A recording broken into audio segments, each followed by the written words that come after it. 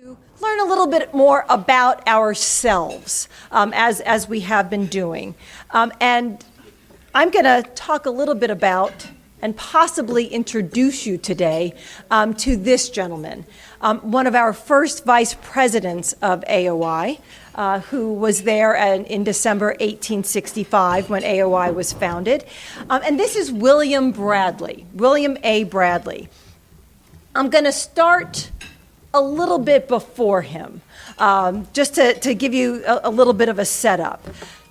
His father, Dr. Phineas Bradley, and Phineas's brother Abraham came to D.C. To set up the post office department when the post office moved from Philadelphia to Washington in 1800. It's a little unusual for these two gentlemen. One was a lawyer, one was a doctor, to do so. But everybody in this family seemed to have multiple careers, so it was not particularly unusual for them. As these two gentlemen forged careers in the government, I'm going to change that there. Phineas, of whom I do not have a photo. We don't have any images of Phineas and Abraham so far. But Phineas made his home on land that is now Glenwood Cemetery in Northeast. And Abraham bought Chevy Chase, all of it, from Francis Scott Key. And he added 18 acres after that, and he made his summer homestead there. He built a home that you see on the upper right that became Chevy Chase Country Club. And that was the site of the first club. It's now used as a guest house, appropriately called the Bradley House. And he also gave his name to Bradley Lane. Yes.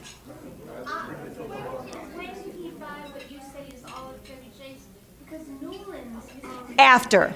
Newlands bought it after, yes.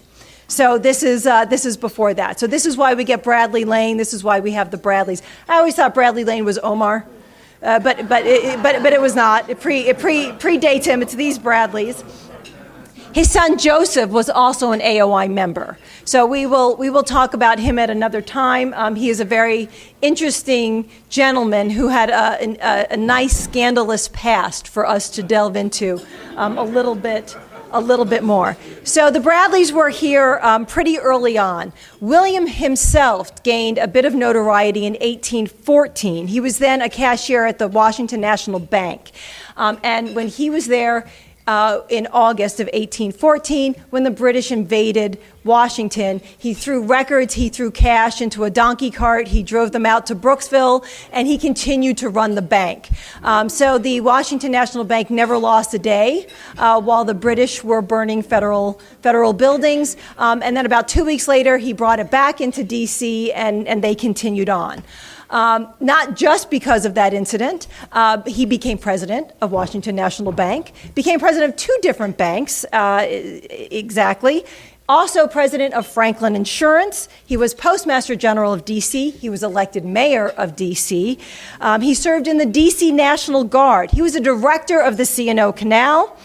He belonged to the Washington National Monument Society, Washington Monument Society, along with other AOI founders that we've talked about, Benjamin Taylor and Peter Force.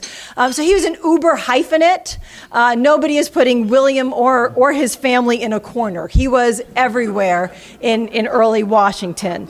As AOI's, where do I have him? Oh, we're jumping ahead to his death. We'll keep it on that. As AOI's first vice president. He was an avid participant at the meetings. At one point, he also owned Analostan. How do I pronounce this? I've been looking it up. Analostan Island, what is now Teddy Roosevelt Island off of Georgetown. And he hosted AOI on the island for a day of fun and games and dancing and what somebody referred to as a brew of seductive flavor that was unrivaled in aroma and originality. So I'm guessing that there were a lot of drunk AOI members on that day partying on Analostan Island that are there. He died in 1867, so he was not an AOI member particularly long, and he's buried at Glenwood. on the land that his father once owned and that he grew up on. And if you don't know where Glenwood is, this is a map. It's on Lincoln Road Northeast. And there are, yes?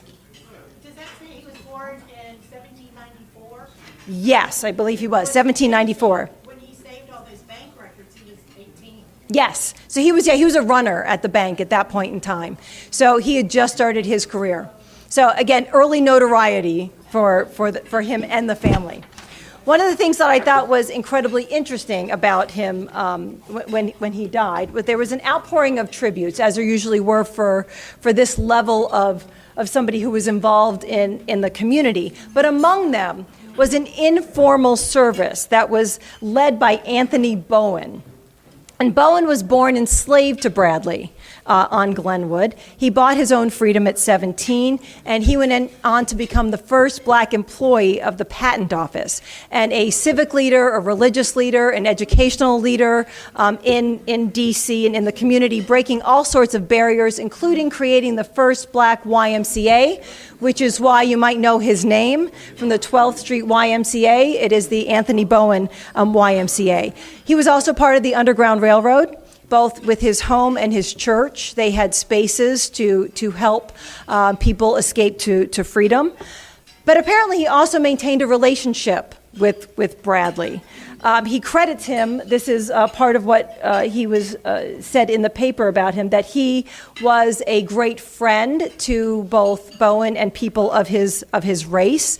And he credits him with emancipating and helping both indigent free black people in D.C., as well as personally buying enslaved people and freeing them for the very sole purpose of freeing them. So we've kind of questioned whether these early AOI founders had created AOI as a means to kind of maintain the white supremacy in a city that was being changed on a social and economic level, both during and after the Civil War. And I think this tells us that it's going to be a little bit more complex than all of that, because an enslaved person is lauding his enslaver in the paper after his death and talks about how much of a friend he was to this community, shows us that there was a lot of gray area in D.C., certainly during this time, and definitely, I imagine, some of the AOI members that we're going to be looking to as well. So gives us a little bit of Bradley. I think that's my last picture, but is the picture of Bowen. Well, thank you. So as we get to know a little bit of our history, this is also a lead into the fact that we are still working on a book to put all of our history of AOI together, so that we will have in print for hopefully 160 years more, than as they're going to be looking back at us as to what our foundings were and where we are today. And where we are today leads me to the papers that I have been handing out to some of you. So one of the things we would like to do is to collect self-interviews from our current members. Where were we at 160 years ago? Where are we today? So there's a lot of questions on that piece of paper. We would love for you to take a look at those questions, answer as many as you can or as many as you want to. You can do this on paper, by hand, you can type it up, you can record it on audio, you can record it on video. You can contact me and I will set up an interview for you so that we can record you. You can do this as an individual, with your family members, with other AOI members. We just really would like to know who we are today, collect that so that can be part of our permanent record as well. Information on this is also on our website. So you can always go on there to take a look for that. And you can also contact myself or any other board member and we will get you information about it. But please consider that, because we would love to know who we are as we lead towards kind of our bigger celebration in November of this year for our 160th. On that same kind of note, we are still looking for ways to help people preserve books, papers, items that you have, memorabilia of DC, and before they might get lost, thrown out, given away. We want to make sure that we're holding on to those, and we would love to help you find a place to keep them. So if you have them and you're thinking about it, please let us know, and we will